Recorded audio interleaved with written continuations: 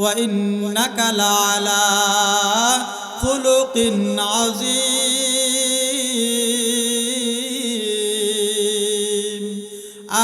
ইমামুল আউয়ালিন আল আখিরিন বাহরে সাদকা রাহমাতাল লিল আলামিন সাইয়্যিদুল কাউনাইন খাতমুল মুরসালিন আখির মাদবুদ ফখরুল আউয়ালিন শুধু ওজুদাস রাহমাতাল লিল আলামিন মসজিদে ও শুধ হামারো এ জমিন।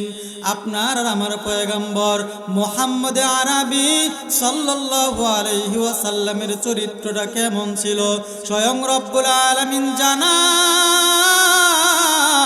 পৃথিবীর জমিনের মধ্যে আমি রব্বুল আলামিন যত পয়গম্বর পাঠিয়েছি, যত নবী রাসূল পাঠিয়েছি, যত ওলি আউলিয়া মানুষ পৃথিবীর জমিনের মধ্যে আমি পাঠাইলাম, সবার থেকে উত্তম, সবার থেকে ভালো চরিত্রের অধিকারী করে আমি আমার পয়গম্বর মুহাম্মদ আরবি সাল্লাল্লাহু আলাইহি ওয়াসাল্লামকে বানাইলাম।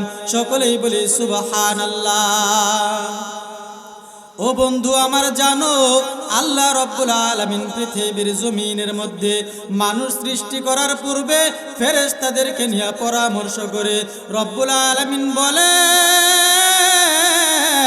ইন্নী জাইলুন ফিল আরদি খলিফা।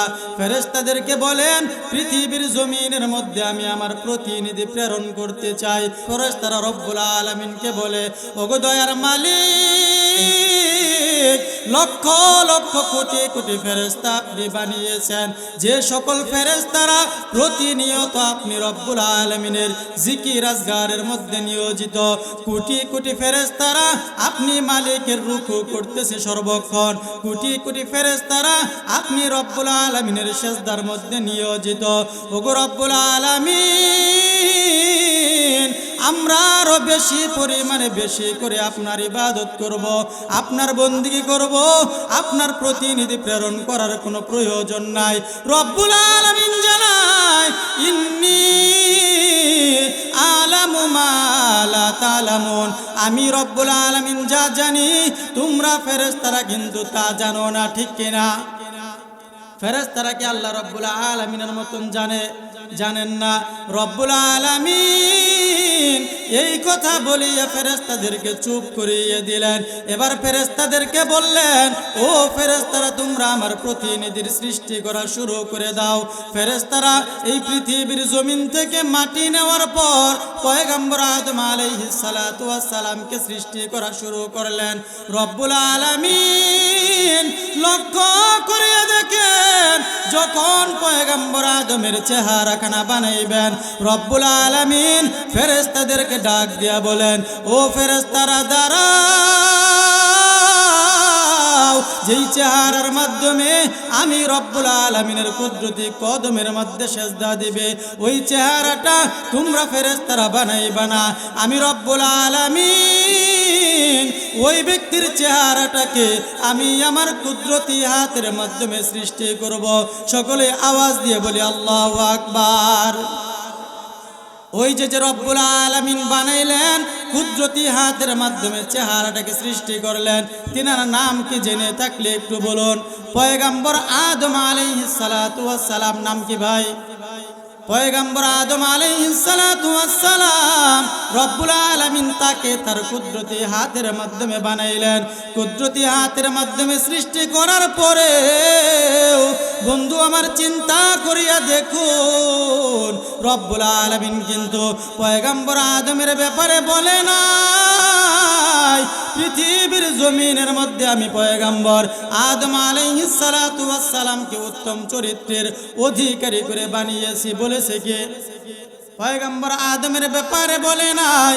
পয়গম্বর ইব্রাহিম আলাইহিস সালাতু ওয়াস সালামকে 80 বছর বয়সে একটা সন্তান দান করলেন। ওই সন্তানকে শেষ পর্যন্ত রব্বুল আলামিন জানায় ও পয়গম্বর ইব্রাহিম, আমি রব্বুল আলামিনকে সন্তুষ্ট করার জন্যে, আমি রব্বুল আলামিনকে খুশি করার জন্যে তুমি তোমার প্রিয় পুত্র ইসমাইলকে কুরবানি দিয়ে দাও। সকলে আওয়াজ দিয়ে বলে আল্লাহু আকবার। পয়গম্বর ইব্রাহিম আলাইহিস সালাতু ওয়াস সালামকে কি বললেন? 80 বছর বয়সে একটা সন্তান দান করার পরেও বললেন যে তাকে কি আমার রাস্তায় কুরবানি দিয়ে দাও। পয়গম্বর ইব্রাহিম আলাইহিস সালাতু ওয়াস সালাম পয়গম্বর ইসমাইল আলাইহিস সালাতু ওয়াস সালামকে কুরবানির জন্য প্রস্তুত হয়ে গেলেন। কুরবানি করার জন্য ছুরি পর্যন্ত চালিয়ে দিলেন। দয়ার মালিক আমার এত কঠিন পরীক্ষার সম্মুখীন করার পরেও, ওই পরীক্ষায় পাশ করার পরেও রব্বুল আলামিন পয়গম্বর ইব্রাহিম আলাইহিস সালাতু ওয়াস সালামের ব্যাপারে বলেন নাই ওয়া ইন্নাকা লাআলা খুলুকিন আযীম। পৃথিবীর জমিনের মধ্যে আমি আমার পয়গম্বর ইব্রাহিমকে উত্তম চরিত্র দিয়ে বানাইলাম। আমি আমার পয়গম্বর ইব্রাহিমকে আমি উত্তম চরিত্র দান করেছি, কিন্তু আমাকে আর আপনাকে এমন একজন পয়গম্বর রব্বুল আলামিন দান করলেন, যেই পয়গম্বরের ব্যাপারে মালিক আমার বলেন ওয়া ইন্নাকা লাআলা খুলুকিন আযীম। আল্লাহ রব্বুল আলামিন বলেন পৃথিবীর জমিনের মধ্যে সবথেকে উত্তম চরিত্রের অধিকারী করে আমি আমার পয়গম্বর মুহাম্মদ সাল্লাল্লাহু আলাইহি ওয়াসাল্লামকে বানাইলাম। সকলেই বলে সুবহানাল্লাহ।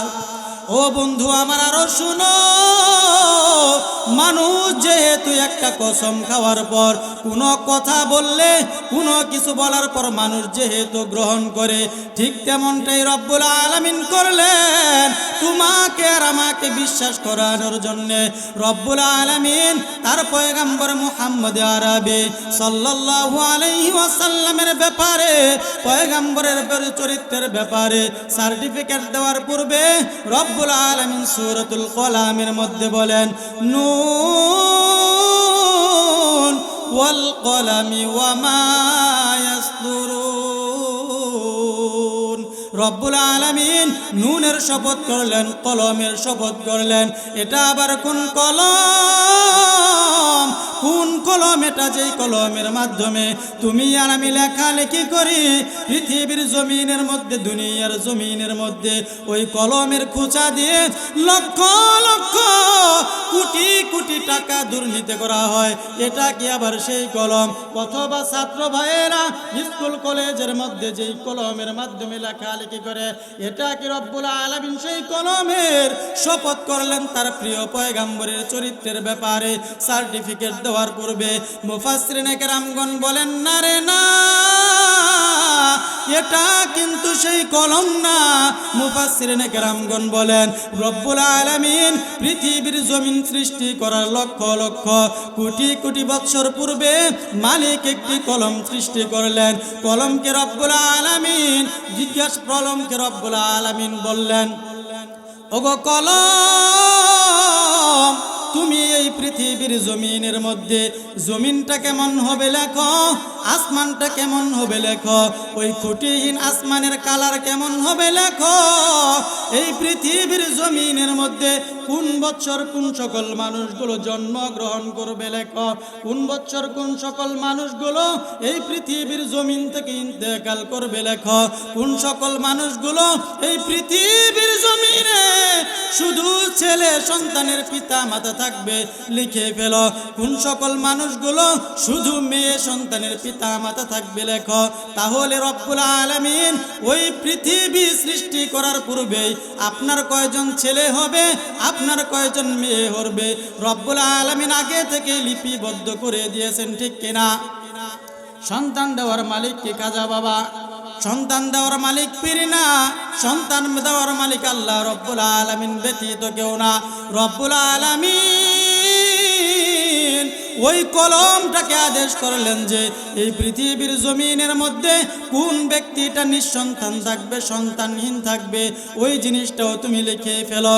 কোন সকল মানুষগুলো 2025 সালে জন্মগ্রহণ করার পরে 26 সাল পর্যন্ত হায়াত পাবে লিখো। কোন সকল মানুষগুলো 26 সালের মধ্যে আসার পর ইন্তেকাল করবে লেখো। আর কোন সকল মানুষগুলো 27 সাল পর্যন্ত পৌঁছতে পারবে লিখো। মোট কথা রব্বুল আলামিন এই কুল কায়নাতের মধ্যে যা কিছুই হবে রব্বুল আলামিন পৃথিবী সৃষ্টি করার পূর্বে ওই কলমের মাধ্যমে লিপিবদ্ধ করেছেন। সকলেই বলি আল্লাহু আকবার। তাহলে ওই কলমটা কি মূল্যবান কলম নাকি কম দামি কলম? দেখবেন এই পৃথিবীর জমিনের মধ্যে ধরুন কথার কথা সাকিব আল হাসান ক্রিকেটার যারা আছে, অথবা কে মাশরাফি বিন মুর্তজা, সে যদি কি আমাদের এই এলাকার মধ্যে কি এই হলদিয়া কে কোয়া চৌরাস্তা এলাকায় এসে কি একটা ক্রিকেটের ব্যাট নিয়ে যদি কি খেলাধুলা করে, ধরেন কথার কথা একজনের কাছে একটা ব্যাট নিছে, সে কিন্তু কি গর্বের সাথে গৌরবের সাথে ওইটা কি রাইখে দেবো বাড়ির মধ্যে নিয়ে। কেন রাইখে দেবো? যে এই ব্যাটটা আমার কি সাকিব আল হাসানকে ধরেছে, অথবা কি মাশরাফি এই ব্যাটের মধ্যে স্পর্শ করেছে, এই ব্যাটটা আমার কাছে কি মূল্যবান জিনিস। এই জন্য ওই ব্যক্তিটা ওই ব্যাটটাকে অথবা যে জিনিসটাকে সে ধরবে ওই জিনিসটাকে বাড়ির মধ্যে আলমারির মধ্যে নিয়ে সাজিয়ে রাখবে। যদি কোনো কারণবশত ওই জিনিসটা হারিয়ে যায় তার মনের ভিতরে ব্যথা লাগবে নাকি আনন্দিত হবে? কেন আনন্দিত হবে না, ব্যথা লাগবে? কারণ একটা ওই জিনিসটা ওই সাকিব আল হাসান অথবা মূল্যবান ব্যক্তি ধরেছে। রব্বুল আলামিন জানায় এই পৃথিবীর জমিনের মধ্যে আমি রব্বুল আলামিন এই কুল কায়নাত যাকে সৃষ্টি না করলে করতাম না, এমন একজন পয়গাম্বর, এমন একজন নবী আমি এই পৃথিবীর জমিনের মধ্যে দিয়েছি। এবং ওই ব্যক্তির ব্যাপারে, ওই ব্যক্তির চরিত্রের ব্যাপারে যখন আমি সার্টিফিকেট দিচ্ছি, সাধারণ জিনিসের কসম খাইব না, আমি রব্বুল আলামিন এমন জিনিসের কসম খাইলাম যেই জিনিসটা পৃথিবীর জমিন সৃষ্টি হওয়ার অনেক বছর পূর্বে সৃষ্টি করেছে। সকলেই বলি সুবহানাল্লাহ।